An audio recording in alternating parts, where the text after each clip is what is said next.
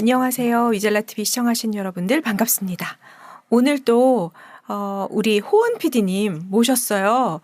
저희들이 정말 이 귀한 뭐랄까 숨어있는 어떤 영화의 이야기들을 쏙쏙 듣고 있지 않습니까? 네, 호은 PD님 오늘 무빙 토크 어떤 이야기가 진행될지 또 기대하면서 시작해 보도록 하겠습니다. 저는 더덕입니다. PD입니다. 호원 PD입니다. 반갑습니다. 반갑습니다. 네. 오래간만인데 사실 오래간만이 아니죠. 맞습니다. 그러네요. 2주, 3주 정도 됐죠. 네. 그 사이에 저희가 이 똘리에서 또 모셔서 와인 한잔 했죠. 네, 이야기를 들었기 때문에 네, 그 전에 제가 잘 안 봤던 영화를 쭉 해주셨어요. 네. 취향이 없어지지 않으신가요? 이게 참 묘한 게 좋아하는 취향이 계세요. 네. 근데 저는 그 취향이 졸린 거예요. 네. 그래서 영화를 같이 보기가 참 힘들어요. 맞아요. 같이 보자고 하면 저는 옆에서 좁니다. 다음에는 또 이 취향을 좀 맞춰가지고 아니요, 지금 하겠습니다. 좋습니다. 그래서 곡성을 지난 시간에 이제 아주 유익 있게 듣게 됐어요. 네. 뭔가 다른 느낌으로 오더라고요. 네.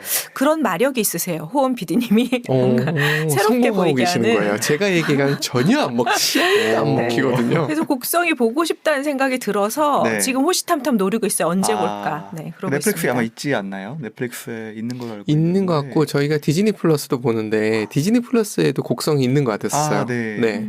네, 시간만 내면 됩니다. 이제. 네, 한번 내보시죠. 네. 저도 뭐 꼭 다시 볼 생각은 없고요. 네, 저만 봐야 됩니까? 네, 알겠습니다. 뭐 옆에 손은 잡아달라고 하면 잡고 딴짓은 할 수 있어요. 네, 그랬고 이 이야기가 궁금하신 분들은 지난 화를 들으시면 되고요. 오늘은 또 소개해 주시고 싶으신 분이 누구신지 혹시 모르는 분도 계실 것 같아서. 네. 오늘 제가 소개해드리고 싶은 분은 이제 저번에 나홍진 감독님께서도 네. 데뷔작을 포함해서 네. 3편만 만들었지만 그걸로 엄청난 정말 위치에 올라오지 않으셨습니까? 그쵸. 인지도가 그냥 팍 올라갔죠. 영화 팬들이 전부 다 열광하는 네. 그의 신작을 기다리는 그런 감독이 됐는데 이번 이제 소개해줄 이 조던필 감독님께서도 똑같이 이제 데뷔작부터 정말 어마어마한 화제를 불러일으켰고요. 오. 지금 작년에 이제 3번째 작품 노비 개봉하고 네. 이제 사실은 뭐 겟아웃이라는 저 데뷔작을 만드실 때부터 이미 이 사람 누구지? 이러면서 오. 이제 엄청난 감독이 또 데뷔를 했구나 라고 헐리우드에서는 이미 난리가 났었고 네. 영화 팬들도 난리가 났었고요. 그리고 점점 이제 그 다음 작품 이렇게 2번째, 3번째까지 만들면서 이 사람은 이제 진짜로 믿고 보는 감독이 되겠구나. 나이가 어느 정도 되시는 거예요? 저분이 그 70년대생으로 알고 있어요. 네. 그럼 데뷔를 좀 늦게 하신 편인 거네요. 네, 이제 좀 이따가 이제 제가 저분에 대해서 좀 디테일하게 알려드리겠지만 저분이 원래 영화 감독 출신이 아니에요. 영화과를 나오시지도 않았고요. 그리고 이게 참 재밌는 게 영화과를 나오지 않는다고 해도 네. 충분히 좋은 영화 감독이 될 수 있다는 걸 저분이 정말 열심히 보여주고 있지 않나. 그래도 영화판에 그 비슷한 데서 오래 있지 않으셨을까요? 그건 맞습니다. 그렇죠. 그게 있었겠지. 그렇죠. 그런데 저렇게 2017년, 2019년, 2022년 연속해서 세 작품을 모두 다 히트시켰다는 말은 정말 대단하다는. 대단한 거죠. 그렇죠. 네. 하나가 어쩌다가 우연에 의해서 그런 거다라면은 그럴 수 있는데 그 다음 작품부터 사라진 분들도 꽤 있잖아요. 그렇죠. 그리고 이제 저분 같은 경우는 보다시피 그 텀이 그렇게 길지가 않습니다. 그러니까요. 네, 애초에 데뷔를 2017년이면 꽤 가까운 지금 시간대예요. 그런데 이제 지금 3편이 나온 것이고, 근데 지금 너무 훌륭한 영화들을 심지어 전작보다 훨씬 더 나은 영화들을 만들고 있다 저는 생각하거든요. 매 이제 신작이 나올 때마다. 다음 영화가 정말 기대되는 감독이고요. 정말 애석하게도 제가 본 게 없어가지고. 정말요? 네, 겟아웃을 저걸 한번 봐야지 하다가 그 소개평을 보고 봐야지 하고서 못 본 영화일 거예요, 저게. 정말 강추드리는 영화예요. 한번 쭉 봐야 되겠네요. 어떤 느낌인지. 네. 그리고 전체적으로 저번 영화가 러닝타임이 그렇게 길지가 않습니다. 그래요? 그것도 고맙네요. 한 2시간 내외, 한 1시간 40분에서 2시간 내외로 이제 끝나는 영화이기 때문에 정말 가볍게 막 그렇게 각을 잡고 딱 정말 예술 영화를 막 접하듯이 이거 모든 의미를 해석하고 그렇게 볼 영화가 아니고 오락적으로 봐도 충분히 재밌는 영화예요. 네. 훌륭하십니다. 훌륭합니다. 네, 그래야 됩니다. 네. 드라마 힘들어요. 숨 넘어갑니다. 네. 네. 그러면 첫 작품부터 한번 이야기를 해주실 볼까요? 네, 근데 첫 작품 들어가기 전에 이제 이분에 대해서 간략하게 소개를 해드리고 싶어요. 네. 다음 슬라이드 넘어가시면 이게 이제 키앤필이라는 저기 보면 오른쪽에 감독님이 계시죠. 자, 이제 코미디 센트럴이라는 이제 미국의 이제 코미디 방송사가 있는데 거기서 이제 스케치 코미디라는 혹시 스케치 코미디가 뭔지 아시나요? 아니요, 처음 들었어요. 스케치도 알고 코미디는 합쳐놓으니까 이상하네요. 네. 그러니까 스케치 코미디는 저희가 뭐 SNL 있죠. 거기서 나오는 한 5분에서 10분 안에 끝나는 코미디 있잖아요. 영상 클립, 영상으로 나오는 그런 걸 스케치 코미디라 그래요. 짧은 단편 같은 느낌의 코미디, 웃긴 이제 유머가 들어가 있는 영상. 그걸 이제 스케치 코미디라고 말하는 장르인데, 저 코미디 센트럴이라는 방송사 안에서 이제 스케치 코미디죠. 키앤필이라는 저 오른쪽에 있는 게 필, 조던 필이라서 그 성 필이고요. 왼쪽에 있는 분은 제가 이름은 모르겠습니다. 근데 성이 키예요. 그래서 키앤필 이렇게 해가지고 이제 또 듀오로 이렇게 스케치 코미디 듀오로 활동을 해서 코미디언입니다. 오, 신기하다. 네. 저 키라고 하시는 저분은 어디서 본 것 같기도 한데. 저분이 되게 이게 저 두 분이 이제 하셨던 스케치 코미디가 한국에도 자막이 붙여져가지고 좀 몇 개 이렇게 되게 웃긴 영상으로 번역이 된 것들이 좀 있습니다. 아마 보셨을 수도 있어요. 코미디언 출신이다. 네. 신기하다. 그래서 이제 2016년에 이제 시작을 한 쇼인데요. 저 버라이어티 스케치북 이제 에미 어워드라고 이제 미국의 몇 대 이제 영화 관련 방송 관련 그 시상식이 있어요. 근데 그중에 에미 어워드가 가장 최근에 이제 이정재 씨가 오징어 게임으로 에미 거기서 이제 나무주연상을 받았죠. 네네네. 그 되게 유명한 정말 방송 TV 쪽에서는 거의 오스카 같은 그런 상인데 거기서 이제 저 버라이어티 스케치 부분에서 이제 수상하셨죠. 그래서 이미 이제 스토리 사실 이 코미디라는 게 되게 어렵잖아요. 사람을 웃기는 게 되게 어렵잖아요. 제일 난해하죠. 올리는 게 쉬워요. 그렇죠. 이게 웃기는 건 정말 어렵습니다. 근데 그 부분에서도 이미 두각을 나타내고 있던. 그렇구나. 굉장히 몇 년 사이일 텐데 되게 젊어 보이는 포스터예요. 이게 2016년이고 지금 아마 그 처음에 보여주셨던 사진 같은 경우는 지금 최근 사진일 것 같은데 그래봐야 몇 년 차이가 아닌데 감독이 되면서 이게 약간 포스를 만드셨나 봐요. 그렇죠. 이게 되게 이때는 유쾌해 보이는데 맞아요. 요즘 사진을 보면 되게 정말 딱 뭔가 좀 감독의 뭔가 좀 명감독 느낌이 딱 나면서 연륜 있는 그런 느낌이 나면서 되게 대단한 분이죠 정말. 그러면 영화도 약간 코미디 느낌이 있나요? 맞습니다. 그래요? 정말 흥미로운 게 좀 이따 말씀드리겠지만 저분이 지금까지 만든 영화들 3편이 전부 셋 다 호러 장르예요. 공포 영화입니다. 근데 그 안에 코미디가 있어요. 그래서 아주 제가 말씀드렸다시피 아주 가볍게 재밌게 볼 수 있다. 신기하다 정말. 어떻게 그렇게 만들지? 그 느낌을 봐야 할 것 같아요. 그러니까 어떻게 호러에다 코미디를 코미디에다 호러 넣기도 쉽지 않은데 약간 천재인가 보다. 좀 그런 느낌이네요. 그런 것 같아요. 근데 저것도 2016년이라면 감독 데뷔하기 바로 전이니까 이미 준비를 그렇죠. 있었겠죠. 그렇겠죠. 본인 작품을 이미 준비를 하고 있었고. 그럼 저 전에도 코미디언으로서 활동을 하시면서 어느 정도 위치를 갖고 계셨던 분이라고 볼 수 있네요. 그렇지만 이제 본격적으로 이제 대중들한테 확 각인을 시킨 건 저 쇼. 물론 그 전에도 활동을 하셨겠죠. 근데 이제 첫 작품이 이제 겟아웃입니다. 장편 데뷔작이고 데뷔작인데 그해 아카데미 각본상 수상했고요. 그리고 사이트 앤 사운드라고 이제 엄청 유명한 영화 잡지가 있어요. 매년 거기서 이제 업데이트를 해요. 역대 최고의 영화를 맨날 업데이트를 하는데 엄청 많습니다. 역대 최고의 영화가 몇백 개가 되는데요.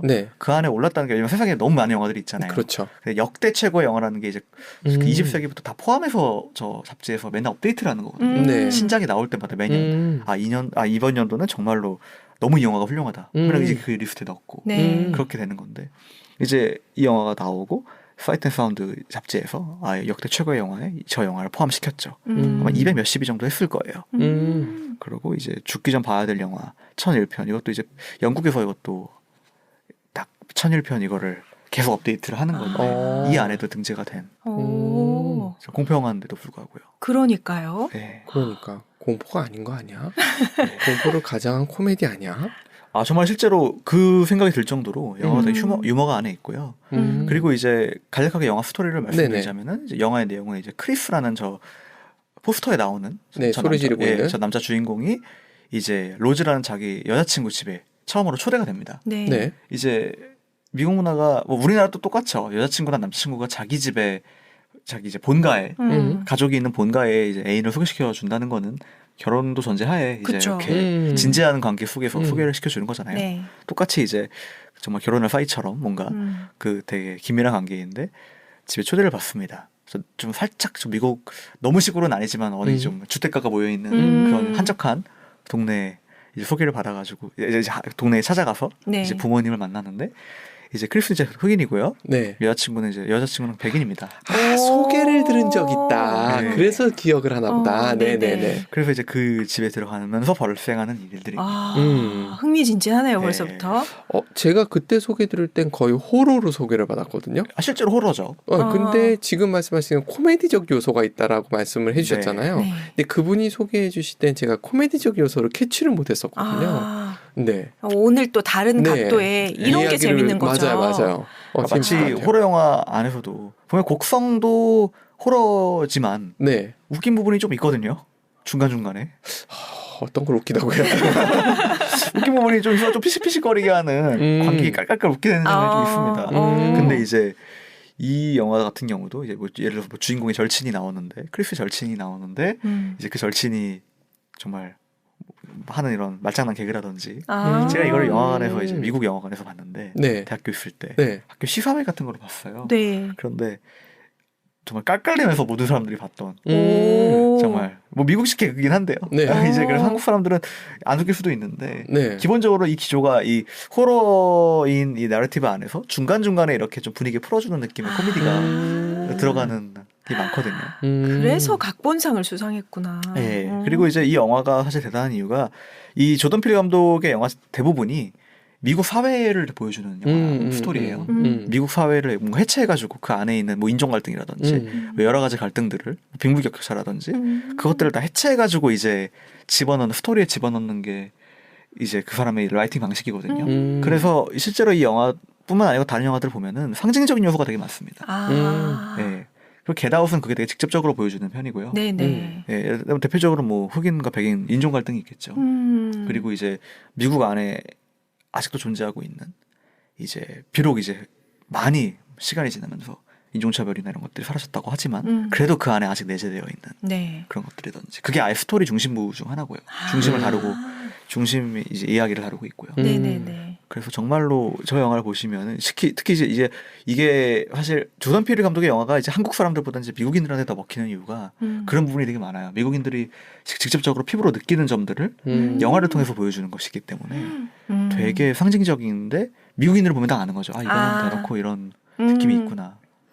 그러니까요. 네. 그게 뭐라고 딱 집어서 얘기하고 있진 않지만 사회 전반에서 누구나 뭔가 마음속에 느끼고 있던 것들을 영화에서 은연히 이렇게 탁탁 보이게 그걸 하나씩 집어서 생각해 볼 수 있게 뭔가를 던져주는군요. 그러면 이 흑인의 여자친구가 백인. 네. 그리고 그 백인의 가족에게 갔을 때 일어나는 일들. 그렇죠. 뭐 그다음부터는 모든 게 스포일러인데요, 사실. 아, 그래요? 네. 어떻게 스포일러를 공개해 드릴까요? 저는 뭐 본격 스포일 방송. 뭐 들으시는 분들은 뭐 여기까지 끊든지 계속 듣든지 뭔지 알아서. 그렇죠. 알고 보니까 이 백인 가족들이 흑인들을 납치하는 그런 집단이었습니다. 이 마을이 통째로 그런 집단이었습니다. 그러면 이 여자친구도 약간 일원이죠. 의도를 가지고. 그렇죠. 그래서 이제 흑인 남자친구를 데리고 오면은 이 친구의 이제 뇌를 바꾸는 거예요. 그 집안에 나이가 든 사람들이 집안에 있는 나이 든 사람이 노인이 이제 육체가 이제 늙어가잖아요. 네네. 그 뇌를 바꿔치기 하는 거예요. 구술로. 그래서 뇌를? 그럼 어느 몸에서 살아요? 흑인의 몸에 사는 거죠. 건장한 이 젊은 이 흑인의 몸에서 사는 거죠. 흑인을 그렇게 해서 영생을 유지하는 그런 집단이었던 계속해서 겁니다. 이어가는구나. 네, 영생 프로젝트였던 겁니다. 네, 줄거리 생각났어요. 뇌를 심고 하는 거네요. 네. 그렇죠. 여기서 모순이 있다고 생각합니다. 뇌도 늙는데. 그렇죠. 그렇죠. 네, 그런데 정말 그러니까 기본적으로 이제 이방인이잖아요. 네. 일단은 뭐 외부에서 온 손님이니까 1차적으로 그게 이방인일 것이고 네. 인종이 다르니까 이방인일 것이고. 그렇죠. 그리고 이제 기본적으로 이제 이 뉘앙스적으로 흑인들이 받는 이거 사실 뭐 흑인뿐만 아니고 저희 아시안들도 마찬가지고 이 백인 사회에 들어가면은 그 뉘앙스적으로 느껴지는 그 인종차별이라고 하긴 수는 없지만 뉘앙스적으로 느껴지는 우리가 이방인이다라는 게 있거든요. 있죠. 네. 네. 근데 그런 것들이 영화에 되게 잘 드러나요. 이 가족들이 주인공을 대하는 태도라든지 그리고 뭐 예를 들어서 뭐 이 가족들이 홈파티를 했는데 거기 여러 명 이제 이 가족의 이 백인 가족의 친척들이라든지 손님들이 옵니다.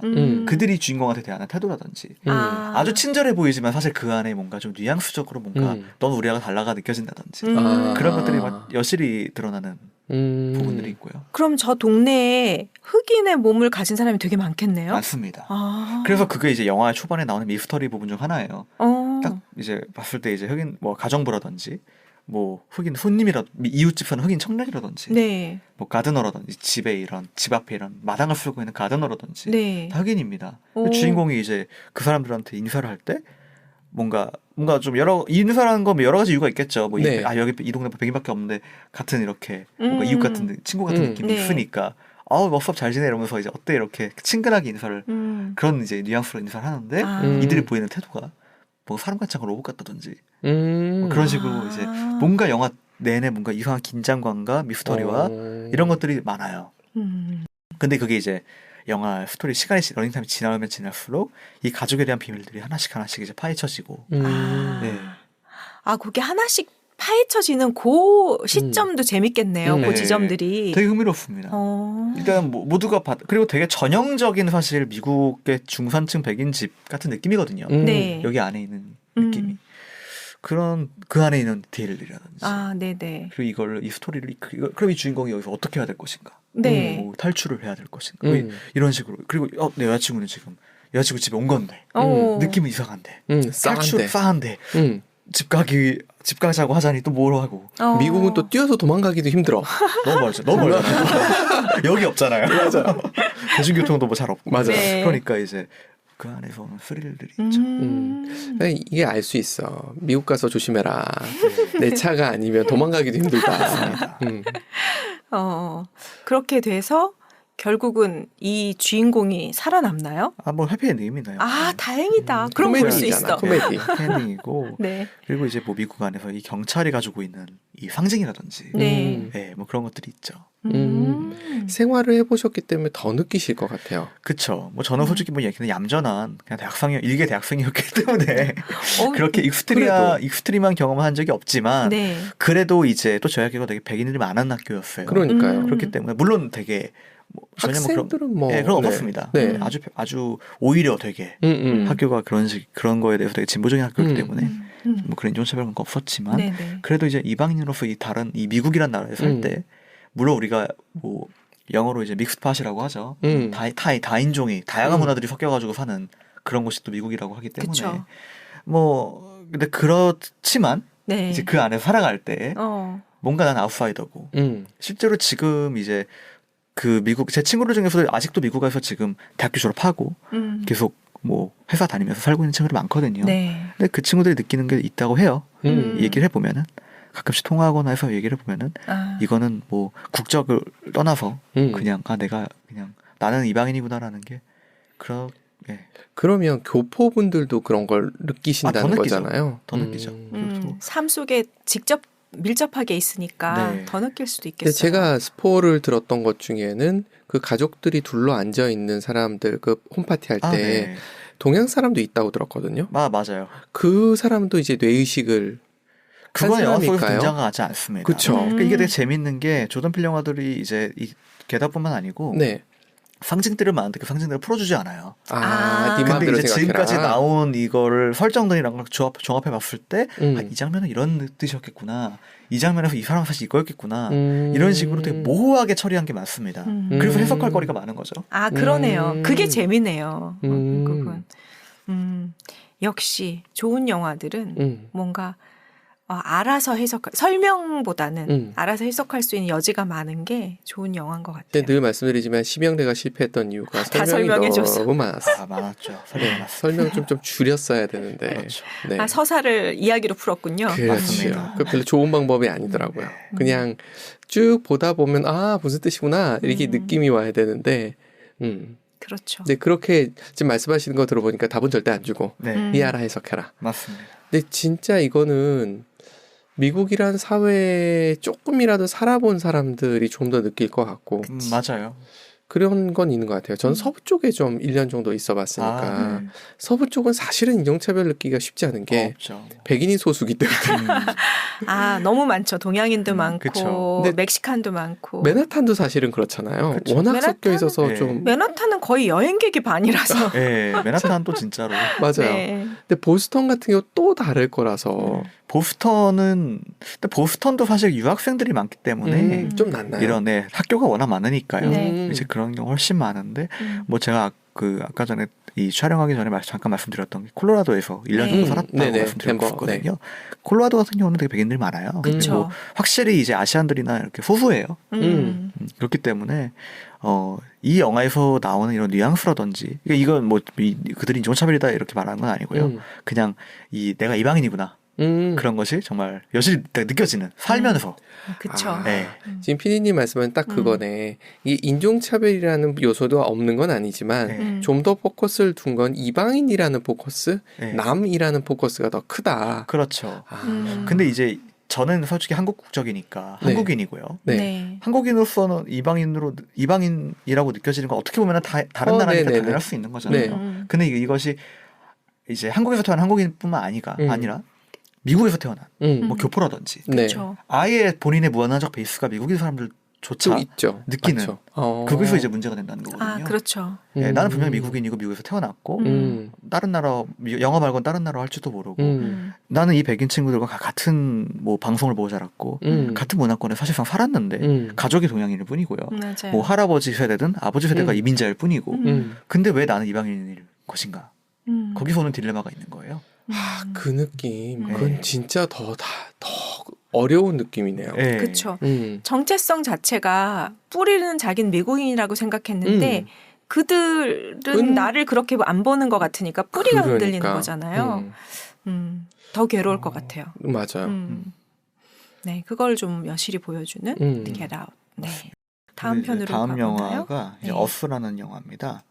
2년 뒤에 나온 이거 포스터가 무섭죠. 무섭다. 네, 이게 이제 이거는 자 그래서 밑에 뉴요커 영화를 보면 이제 더 뉴요커라는 잡지가 있는데 여기서 이제 평가하기를 대부가 갱스터 영화 2001 스페이스 오디세이가 SF 영화인 것과 같은 호러 영화로서의 대단한 업적이라고 얘기했어요. 대단한 엄청난 극찬이거든요. 그러네요. 네, 그러니까 대부하면 갱스터 영화면 대부잖아요. 그렇죠. 그리고 SF 영화면은 뭐 여러 가지가 요즘 나왔지만.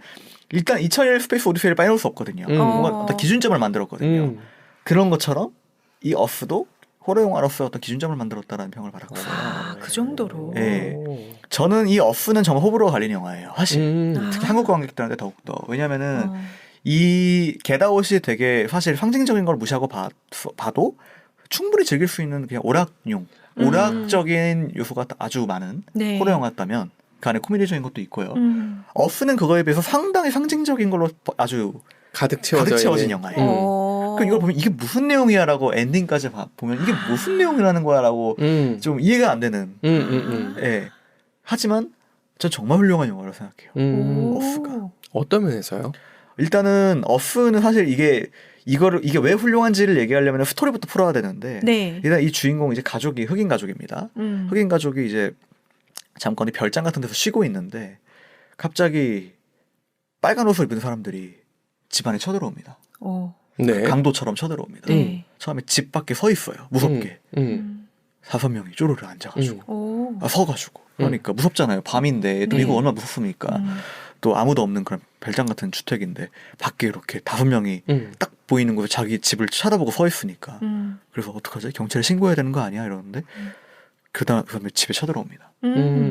그래가지고 이제 뭔가 마치 강도당한 것처럼 딱 그 가족 이제 여자 딸하고 아들이 있고 이제 부부가 있고 4명이 이렇게 다 있는데 5명이 있고 4명이죠. 그 4명이 이제 똑같은 4명이 이제 자기 앞에 서 있는 거예요. 그 빨간 옷을 입은 4명이. 네네.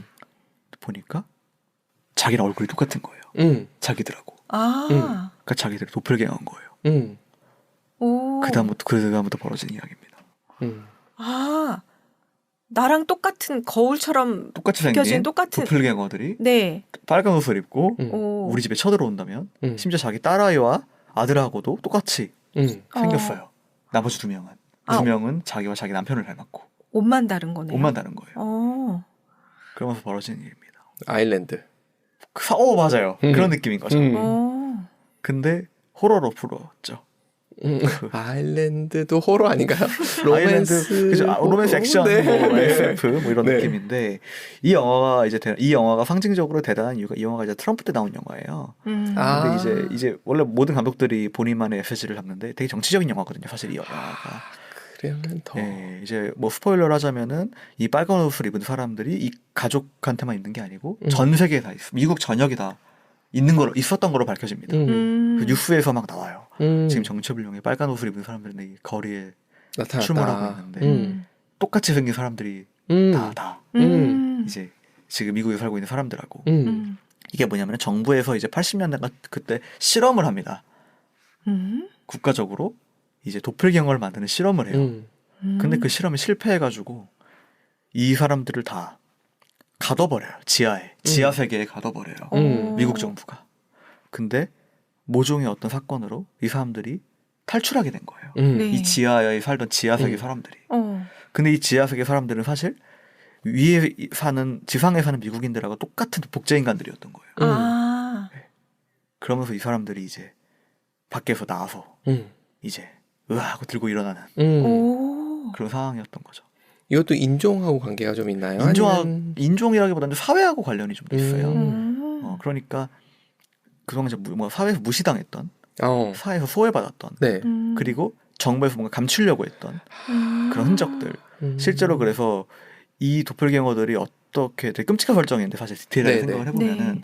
이 주인공들이 아까 말씀드렸잖아요. 주인공 가족하고 똑같다고 구성원이. 네. 예를 들어서 제가 아내가 있고 딸이 있으면은 저한테 찾아온 도플갱어들이 저랑 똑같이 생겼고 네. 와이프하고도 똑같이 생겼고 딸이랑도 똑같이 생긴 가족인 거예요.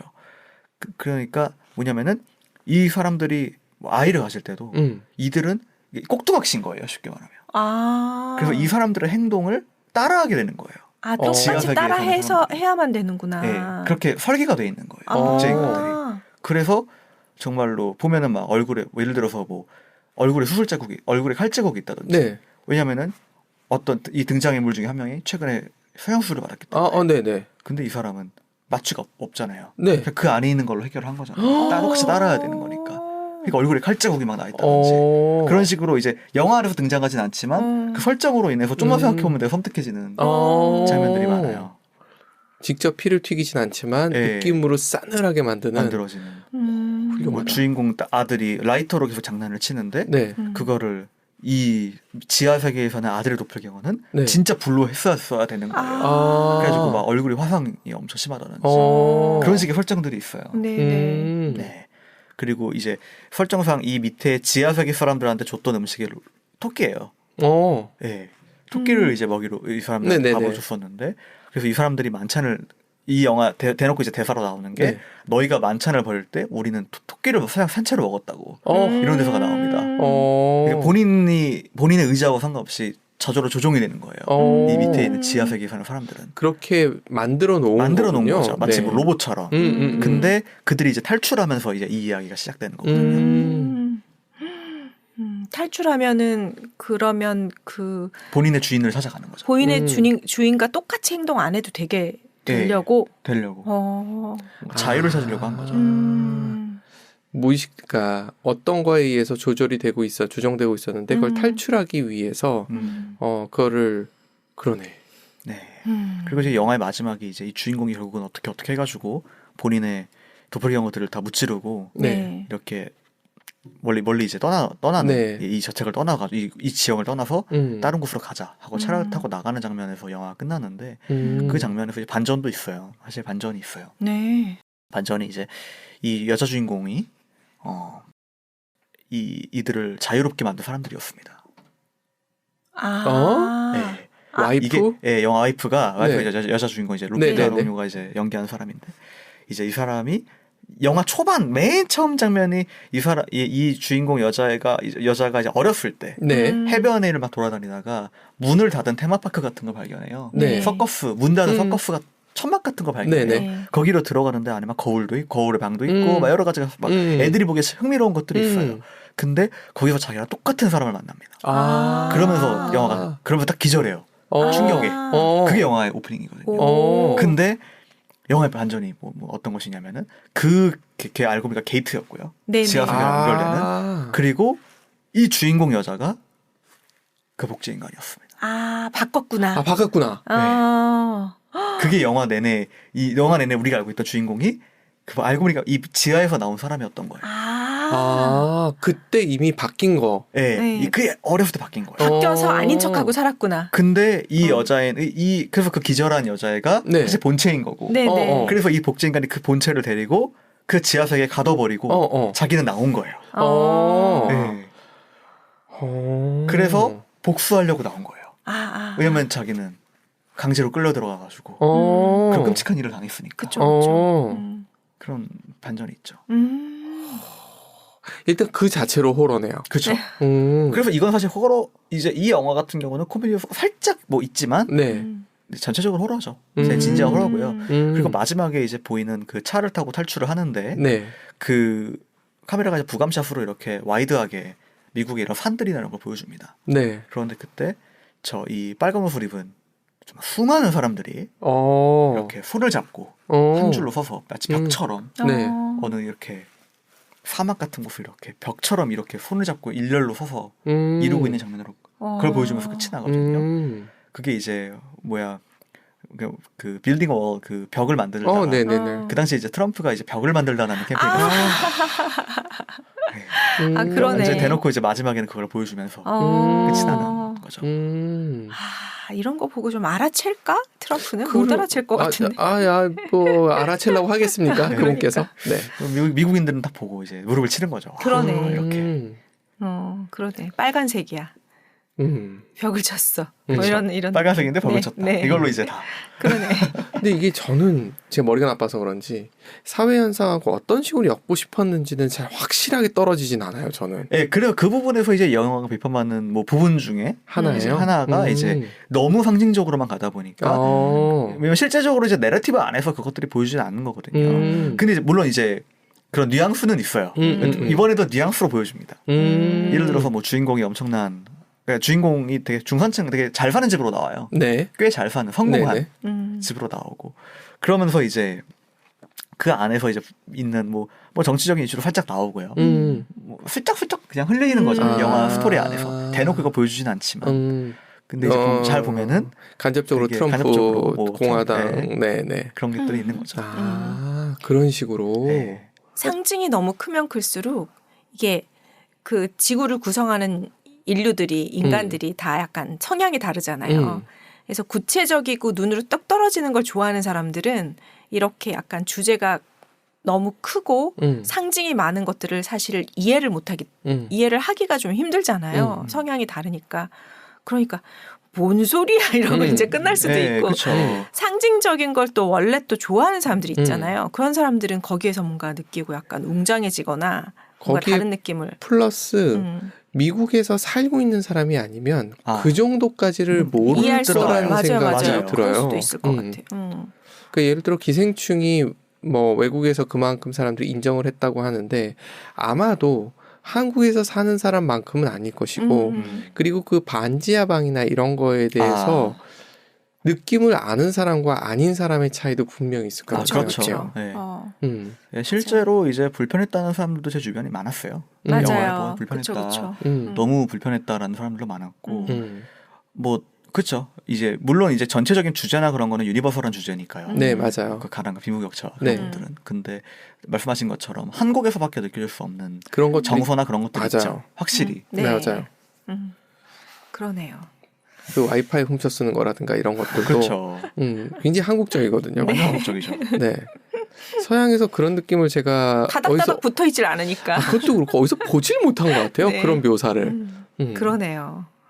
그래서 우리가 이 어스가 한국 사람들이 볼 땐 좀 그럴 수도 있겠어요. 그럴 수 있을 것 같아요. 그러니까 저도 지금 딱 와닿지는 않아요. 그러니까 그냥 그런 생체 실험을 하는 일이 있었다는 얘기는 들은 적이 있어요. 미국이 60, 70년대에 그 그 넷플릭스 드라마 스트레인저 띵스 같은 경우도 사실은 맞아요. 냉전 시대에 무슨 실험을 갖고서 이렇게 스토리를 풀어가잖아요. 맞아요. 그 당시에 엽기적인 실험들이 많았다고 듣긴 했거든요. 많았죠. 그 중에 하나가 저런 게 있을 수 있겠구나 정도까지밖에 전 안 가는 거예요.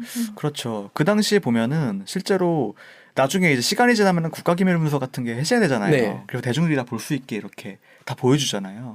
그 중에 되게 충격적인 게 많고요. 예를 들어서 뭐 케네디 때 네. 그 쿠바랑 좀 사이가 안 좋았잖아요. 네. 그때 이제 그 미국 국방부에서 낸 아이디어가 심지어 이거는 어느 단계까지 컨펌이 됐어요. 근데 거의 마지막 대통령 단계에서 하지 말자 해가지고 이제 거절된 케이스인데 미국을 테러하는 계획이 있었어요. 네, 미국 안에서 포탄을 터뜨려서 쟤네들이 그랬다. 쿠바를 인척을 하자. 그래가지고 우리가 쟤들을 침공하자. 이거를 국방부에서 내가지고 이거 실제로 공개가 된 작전입니다. 근데 이제 대통령 단계에서 밑에 단계인가 거기서 이제 잘라가지고 그게 안 됐어요 실행이. 월남전 때 그렇게 했잖아요. 네. 자기네들 배 공격받은 것처럼 꾸며가지고. 그래서 정말 기상천외한 말도 안 되는 것들이 많았죠. 그러니까. 그러네요. 그 시절을 국가에 대한 고민거리. 그러니까 저러면서 또 약간 반대쪽으로 갈 때 국가가 너무 그런다는 쪽으로 몰아세우는 쪽에 그런 영화나 드라마들도 있잖아요. 있죠. 네, 재밌는 것 같아요. 그죠, 양쪽 그죠. 시각을 다 보여주니까. 맞아요. 근데 좋은 거는 미국이라는 사회가 언론의 자유에 대해서 어떨 때 좀 지나치다 싶을 정도로 열려 있어가지고 맞습니다. 네. 재밌는 것 같아요. 그러네요. 한번 이건 보면은 좀 더 느낌이 올 것 같고. 네, 이 영화를 직접 보시는 게 그렇게. 네, 이거 소개해 주셨던 분도 지금 말씀해 주신 정도는 아니었던 이유가 생각해 보니까 그분도 사회에 관심이 많으신 분이세요. 네. 그런데 미국에서 그 안에 생활을 해본 사람과 안 해본 사람의 차이는 좀 있겠다라는 생각을 좀 들기는 해요. 네, 그렇죠. 확실히 이거는 이제 그 당시에 또 저는 이제 그때 잠깐 살았었으니까요. 그때 트럼프 때 살았던 사람으로서 미국에서 학교를 다녔던 사람으로서 그때 분위기라든지 그런 것들이 있거든요. 그럼요. 그러니까요. 확실히 있거든요. 트럼프 분위기. 네, 그때 그거에 이제 연장선인 거죠. 그러네요. 자, 그리고 이제 가장 최근작 노비입니다. 이거를 제가 영화관에서 용산에서 혼자 보고 너무 감동을 해가지고 진짜요? 다다음 날에 와이프를 데리고 또 봤어요. 심해요. 너무 좋아가지고 또 봤어요. 자, 일단은 이 노브 자체는 조던 필 감독은 겟아웃이란 데뷔작으로 아카데미 각본상도 받고 데뷔작인데 엄청난 흥행도 했어요. 그 영화 심지어. 그런 다음에 어스란 영화도 그런 상은 받지 못했지만 엄청 그래도 평론가들한테 되게 좋은 평을 받았습니다. 자기 세계관을 확실히 만든 거니까요. 특이한 이제 완전 유니크한 세계관을 만든 거죠. 자, 그리고 세 번째 영화를 만듭니다. 엄청난 돈을 들여서 만들었어요. 그 전작에 비해서. 일단은 촬영 감독이 일단은 IMAX 필름이라는 걸로 찍었어요. 저거에 그 안에서 제가 간략하게 설명을 드리면은 자, 필름의 크기가 저희가 흔히 필카라고 하죠. 찰칵찰칵 필카. 35mm입니다. 네. 크기가 35mm. 35mm가 크기예요. 필름 크기가 한 칸에 이렇게 해가지고 3.5cm. 3.5cm. 근데 이제 그걸 이제 영화 필름도 똑같습니다. 기본 포맷이 35mm예요. 저희가 아는 대부분의 영화들이 35mm를 찍었습니다. 근데 그거의 2배가 되는 70mm 필름이 있습니다. 그거는 이제 특별한 영화. 예를 들어서 뭐 크리스토퍼 놀란의 작품이라든지 예를 들어 옛날 영화 중에 배너라든지 그런 영화들이 필름 크기가 70mm, 7cm죠. 엄청 큰 거예요. 실제로 70mm 필름으로 찍은 영화의 영상에 돌린 롤을 보면은 사람이 2명이서 듭니다. 이 테이블만 해요.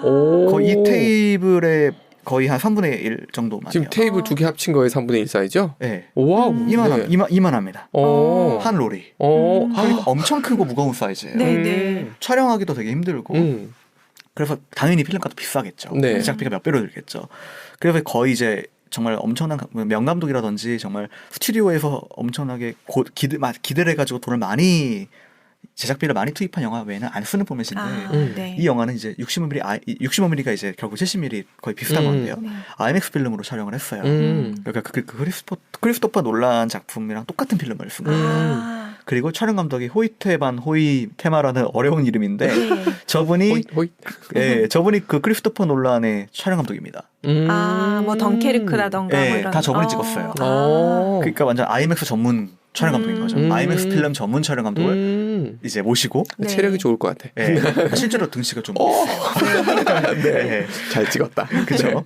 자, 그래서 저분을 모시고 찍은 거예요. 본인의 장기인 이제 호러 영화를 찍은 거죠. 자, 그리고 저 영화는 이제 2022년 작년 까이디 시네마 선정 올해 영화 3위를 했습니다. 자, 저 영화가 대단한 작품. 이 영화가 대단한 작품은 뭐냐면은 자, 데뷔작에서 흑인 백인이 인종물 갈등을 다뤘죠. 이 조그만 이 한 집안을 가지고 다뤘죠. 그렇죠. 그리고 두 번째 작품에서는 뭔가 전체적인 사회적 분위기라든지 이런 걸 다뤘습니다. 네. 이런 그리고 배경이 사실상 이 주택가거든요. 조금 더 스케일이 확장됐어요. 네. 마지막에 물론 미국 전체를 보여주지만 여기도 이거는 헐리우드를 배경으로 이제 이 미국 그 서부 캘리포니아 쪽을 배경으로 하는데 이번에 주제는 영화입니다. 영화 슬래시 미디어에 관련된 주제거든요. 이 영화에서 이제 처음 장면이 이제 한 남자가 말을 타고 달리는 옛날 사진. 네. 이제 이 모션 픽처라고 하죠. 영어로는. 네네네.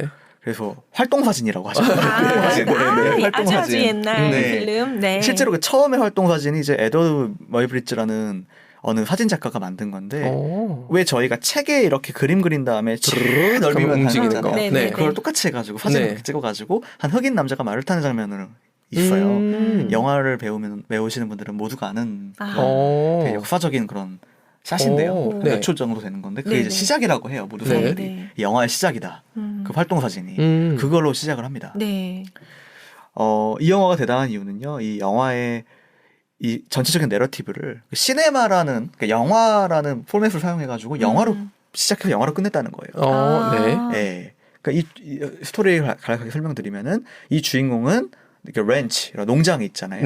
말을 이렇게 키우는 그런 사람입니다. 근데 이 말들이 어떤 용도냐면은 영화에서 말을 타고 찍는 장면들이 있잖아요. 그런 촬영에 필요한 말을 공급하는 조그만 뭐 농장은 아니지만 뭐 그런 느낌이에요. 말을 보유하고 있는. 근데 이제 재정적으로 어려워요. 왜냐면은 이런 요즘은 이제 또 CGI를 많이 쓰기 때문에 직접 말을 타지 않고 배우가 그래픽으로 컴퓨터 그래픽으로 다 처리를 하잖아요. 광고 같은 걸 할 때도 뭐냐면 말을 쓰려면은 뭐 스터드 이런 말 조련사도 필요하고 뭐 말 먹이도 줘야 될 것이고 안전 장치도 구비해놔야 될 것이고 그것보다는 그래픽이 싸게 먹히니까. 근데 이 주인공이 말 조련사입니다. 이제 아버지도 말 조련사였고. 근데 아버지가 갑자기 말도 안 되는 불의의 사고로 돌아가십니다. 갑자기 하늘에서 무슨 소리가 들려서 하늘을 보다가 그냥 쓰러져요. 왜? 근데 눈에 동전이 박혀 있는 거예요. 하늘을 봤더니 눈에 동전이 박혔어. 네. 누가 던졌지? 하늘에서 떨어진 거죠. 그냥 메아른 하늘에서 떨어진 거예요. 그래서 아버지가 돌아가십니다. 그래서 이 아들이 자연스럽게 그 일을 물받게 되죠. 네네. 그리고 이제 자기 여동생도 이제 데리고 와가지고 둘이 사업을 하는 거예요. 2인 1조로 사업을 하는 거예요. 근데 어느 날 이제 하늘에서 이상한 비행 물체가 보이기 시작합니다. 마치 UFO와 같은. 이제 그러면서 벌어지는 스토리예요. 뭔가 스토리 시작은 정말 굉장히 미스터리하고. 동전 어디서 보지 못한 있나? 이야기가. 정말 근데 이 영화는 이건 사실 제가 보셔야 되는데 이 영화가 대단한 이유가 이제 아까 말씀드렸다시피 이제 IMAX 필름으로 찍었잖아요. 근데 IMAX 필름이 저희가 생각하기에 되게 광활한 장면이라든지 엄청난 스펙타클 액션이라든지 그런 장면에 나오지 않습니까? 근데 이 영화에서 초반 부분부터 이 영화가 정말 IMAX 필름으로 찍은 장면이 많거든요. 전체 사용 시간 중에 거의 40몇 분을 IMAX로 찍었어요. 근데 막상 그 장면들을 초반에 이제부터 중반까지 나오는 장면들을 보면은 이걸 왜 굳이 IMAX로 하는 장면들이 많습니다. 굳이 스케일이 그렇게 큰 장면들이 별로 나오지 않아요. 물론 서스펜스를 주거나 그런 장면에서 나오지만 굳이 이걸 이 비싸고 화질 좋은 IMAX를 이용해서 굳이 이거를 찍을 이유가 있었을까? 라는 생각이 듭니다. 근데 그것이 다 빌드업이 되면서 마지막에 이제 이 엄청난 추격전이 나옵니다.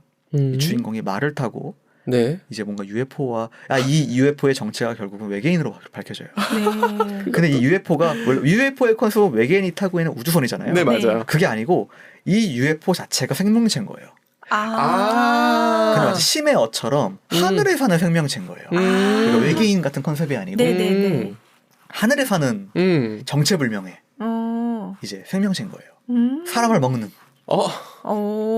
네. 그러면서 이제 해파리 같은 느낌. 네. 근데 이 주인공들의 목적은 이 외계 생명체를 찍어가지고 부자가 되는 겁니다. 유튜브에 올려서. 유명 인사가 되는 겁니다. 네. 요즘 트렌드에 맞네요. 그러면서 이제 스토리가 진행이 되는데 마지막에 이제 그 촬영을 하기 위해서 이제 엄청 필드에서 유명한 필름으로 영상을 찍는 촬영 감독을 모셔옵니다. 나이가 좀 있으신. 그래서 왜냐면은 이 영화의 컨셉이 그 하늘에 있는 외계인이 나타나면은 모든 전자장비가 꺼져요. 얘가 전파 이제 방해를 해가지고 CCTV부터 핸드폰부터 모든 장비가 꺼집니다. 그래서 우리가 현대에서 쓰는 방법으로는 이 괴물을 촬영할 방법이 없는 거예요. 그래서 필름 영상을 쓰는 이 사람을 이제 부릅니다. 이 사람이 모든 장비를 갖고 와가지고 이제 준비를 하죠. 혹시 촬영 감독이 거기에 등장합니까? 그것은 아닙니다. 그래서 이제 마지막 이제 이 영화의 클라이막스가 이 외계인을 일부러 유인을 하는 미끼들을 설치하고 그 광활한 그 대지 이 말을 키우는 곳이니까 얼마나 또 광활하겠습니까? 훈련도 시켜야 되니까 그 광활한 사막 같은 캘리포니아에 있는 그 한가운데서 이 외계인을 이제 미끼처럼 유인하기 위해서 풍선 같은 거를 엄청 많이 띄우고 그곳을 이 주인공이 말조련사니까 말을 타고 달리면서 이 외계인을 유인하는 그리고 그걸 필름으로 찍는 촬영 감독의 모습. 그 모든 장면을 마치 액션 장면처럼 정말 거의 30분이 넘게 아이맥스 필름으로 찍는 거죠. 아이고야. 이걸 이제 저희 같은 영화 덕후들이 보면 이제 가슴을 울리는. 혹시 롱테이크입니까 그것도? 원테이크는 아닙니다. 그러나 정말 너무나도 이 촬영 감독도 이제 저 호이테만 저 감독이 광활한 장면이든지 뭐 크리스토퍼 놀란 작품들 보면 많잖아요. 맞아요. 엄청 광활하고 인터스텔라에서 나오는 그 정말 그 외계인이 아니고 이제 파도가 치는 외계 행성 그것들을 거기를 이제 광활하게 보여준다든지 그런 거 되게 잘하는 감독이잖아요. 촬영 감독이잖아요. 이번에도 마찬가지로 너무나도 멋있게 그 장면을 담기 때문에 저 위에 구름처럼 보이는 게 저게 외계인이었군요. 맞습니다. 꼬리도 있네. 저 꼬리는 이제 연 같은 건데 저것도 이제 나옵니다 영화 안에서. 그러니까 되게 신기하네. 뭘 얘기하고 싶은 거지? 그냥 외계인 위험하다? 이건 아닐 거고. 이 영화에서 얘기하고 싶은 게 결국은 이제 여기 안에서 다 욕망들이 있어요 사람들이. 그걸 보여주는 주인공은 이제 이걸로 인해서 주인공 남매는 이제 저 외계인 친구를 찍어가지고 유명인사가 되고 싶어. 그리고 이제 영화 보면 이제 크레딧 보시면은 밑에 이제 스티븐 연이 나와요. 네, 그러네요. 스티븐 연이 나오는데 스티븐 연은 이제 되게 영화 속에서 사실 되게 중요한 인물로 나오는데 세 번째 이름이 있는 것으로 주인공 아니에요? 저 정도면? 거의 주인공이에요. 그러네요. 근데 이제 분량이 엄청 많지는 않지만 충분히 이제 본인의 모습을 하는 이제 저 스티븐 연의 캐릭터는 저 캘리포니아 어느 사막 같은 곳에서 본인 이제 아역 배우 출신으로 나옵니다. 되게 옛날에 잘 나갔던 아역 배우 출신으로 나와요. 근데 지금은 이제 아역 배우가 아닌. 근데 그때 아역 배우 활동을 했던 되게 유명했던 캐릭터가 있어요. 카우보이 모자 쓰고 있는 캐릭터가 있는데 그 캐릭터를 이제 마스코트처럼 써가지고 본인만의 테마파크를 운영하는 사람으로 나와요. 근데 이제 영화 중반부에 밝혀지는 게 이 스티븐 연이 그 주인공의 아버지가 돌아가셨을 때 이제 다른 장소에 있었을 거 아니에요. 그 외계인을 본 거예요 눈으로. 그래서 저걸 찍어야겠다. 저걸 가지고 관광 상품으로 써야겠다. 그래서 내가 옛날에 아역 배우로 유명했는데 그 영광을 되찾아야겠다. 사실 본인의 과거 시절을 가지고 마스코트를 만들어서 테마파크를 연다는 생각 자체가 뭔가 그 시절에 대한 그리움이 있는 거잖아요. 맞아요. 이제 그게 대놓고 나오는 거잖아요. 사실. 그래서 이제 그거를 목적으로 저 외계인을 이용하려고 하다가 비참한 최후를 맞았거든요. 그리고 이제 주인공들도 마찬가지로 저 친구를 이제 저 외계인 친구를 찍어서 유명인사가 돼야겠다라는 것이 나오고 그리고 이제 마찬가지로 저 외계인의 소문이 저 지역에서 나는 이상 현상에 대한 소문이 나면서 인터넷에 막 사람들이 카메라를 들고 몰려옵니다. 그런 장면이라든지. 그러니까 모든 사람들이 욕망으로 이 장소에 모이게 되는데 저 외계인을 중심으로 결국 그 매개체가 영상이라는 거죠. 그랬네요. 이 자극적인 영상을 추구하는 그런 세태에 대한 이야기일 수도 있겠네요. 그렇죠. 맞아요. 가끔가다 쇼츠 같은 거 이렇게 보면 이제 자극적인 장면들. 그러니까 이러다 보니까 어떤 현상이 생기냐면 중국 장면이 많이 나오더라고요. 그러니까 재난이라든가 아니면 이상한 상황들 같은 경우들은 그 또 인구도 많은데다가 좀 독특한 일들 당연히 많을 거 아니에요. 그래서 인구가 많으니까. 네, 그리고 또 아직은 이게 올라오고 있는 사회니까 생기는 현상들 때문에 우리가 보면 엽기적인 상황들. 그러니까 그런 것들을 원하다 보니 그런 게 있다라는 확신이 있으니까 뛰어가는. 그렇죠. 그러니까 본인의 목숨이 위험한지를 뭐 아는지 모르는지 모르겠지만 그러네요. 그걸 감수하더라도 나는 이제 욕망인 거죠. 그렇죠. 한 번 사는 생. 네. 그렇기 때문에 저 영화가 되게 좋았던 이유는 이제 전 저 영화가 제일 좋았는데요. 저 감독 영화 중에 정말로 사실 우리 모두한테 있는 부분인 거잖아요. 그리고 특히 요즘처럼 미디어가 중요한 시대에 뭐 틱톡이라든지 아까 말씀하셨던 유튜브 뭐 쇼츠라든지 맞아요. 이런 자극적인 게 대세가 되는 이제 이런 세상 속에서 보여주는 거죠. 제가 기억나는 것 중에 하나 미드웨이라는 영화 옛날에도 있었고 이번에 새로 한 것도 보면은 그 당시에 그 섬 미드웨이가 아니었던 어떤 섬에서 일본이 공습해 올 걸 안 상태에서 그 사람이 영화 감독이었는지 하여튼 그거 정확하게 모르겠는데 분명히 공습이 있는 걸 알면서 거기서 대놓고 찍고 있는 거죠. 목숨 걸고 총알 날라오고 폭탄 날라오는데. 그런 일은 최근에도 있었잖아요. 그 부산에선가 그 태풍이 와서 해변으로 그 정말 엄청난 해일이 오는데 그거를 찍다가 이렇게 물에 쓸려가는 뭐 이런 것도 맞아요. 보였고. 그러니까 그게 내가 무언가 해서 유명해지고 싶다는 그런 욕망. 그러니까 객관화해서 보면 되게 뭐 저렇게까지 하나? 저런 거가 스스로 저걸로 뭘 하겠다고 하지? 좀 웃긴데? 이렇게 객관화해서 보지만 내가 막상 그 자리에 있으면 그거에 대한 욕심이 충분히 날 수 있는. 저기서도 우리가 스티븐 연을 보면서 저 사람 참 저걸로 괜한 욕심을 부리고 있네라고 생각이 들지만 본인이 그 안에 있으면 또 우리도 또 그러고 있을지도 모르는 그런 것에 대한 이야기를 정말 잘 표현해 줬다라는 생각이 드네요. 그러네요. 사람들이 미디어가 개인 미디어가 활성화되면서 장점도 분명히 있지만 동시에 단점도 생긴. 그렇죠. 그걸 동시에 보여주고 싶었던 것 같네요. 주인공이 마지막에 뛰어가다 해피엔딩인지 새드엔딩인지 모르겠지만 자기가 미끼가 돼가지고 영상을 만들어낸 거잖아요. 그렇죠.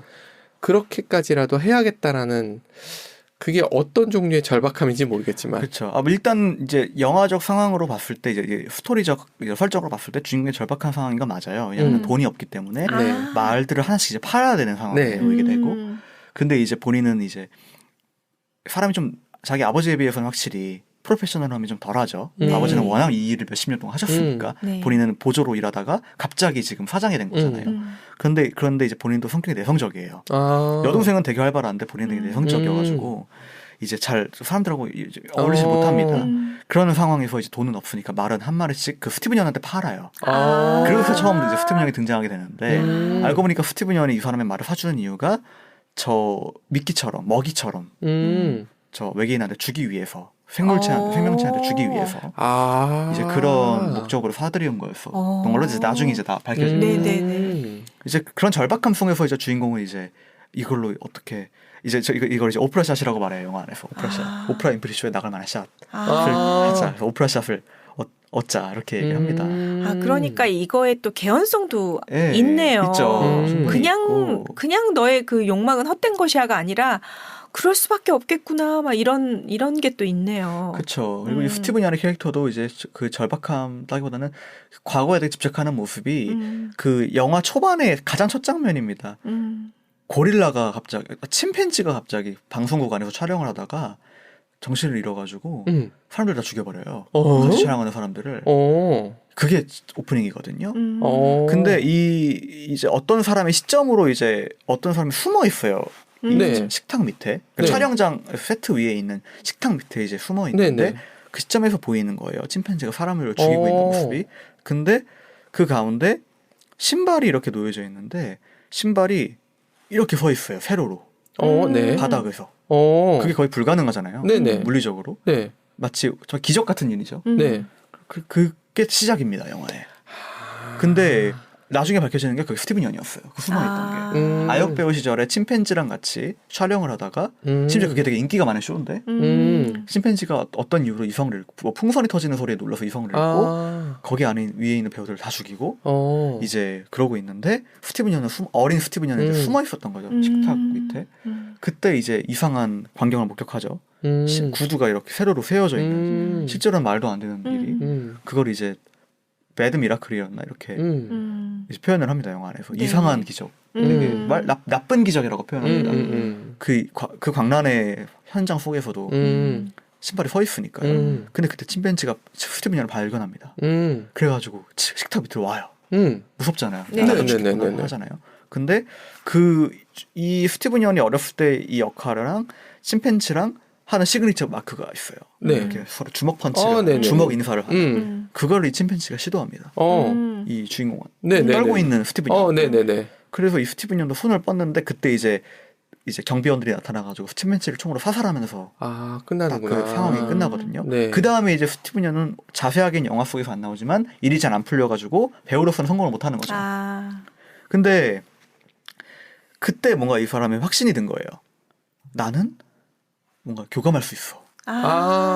이런 상황에서도 나는 뭔가 침착할 수 있고 이들은 날 해치지 않을 거야. 그리고 그 처음에 주인공의 아버지가 돌아가셨을 때도 뭔가 외계인이 나타났는데 날 보고도 나 공격하지 않네? 혹시 나와? 그리고 이 주인공의 말을 사가지고 먹이를 줬는데 영화 속에서 등장하지 않지만 설정상 내가 먹이를 주면 얘가 먹고 내가 마치 얘를 펫처럼 키우는 느낌이구나. 얘는 내 말에 복종하는구나. 그래서 이 스티븐 연이 이제 사망하기 전에 이제 비참한 최후를 맞이하기 전에 사람들을 불러놓고 이 쇼를 처음으로 공개하는 장면이 나오거든요. 이제 여러분 이제 제가 지금부터 놀라울 만한 걸 보여드릴 거고 이거로 역사를 바꿀 것입니다. 이렇게 얘기를 하고 딱 이제 말을 풀어주는데 그 시작 전에 이제 혼잣말로 자기 혼자 You're the chosen one. 넌 선택받은 자야라고 독백을 하거든요. 자기 자신한테 하는 소리죠. 그것부터 이제 그 사람이 가지고 있는 생각이라든지 그게 다 나오는 거죠.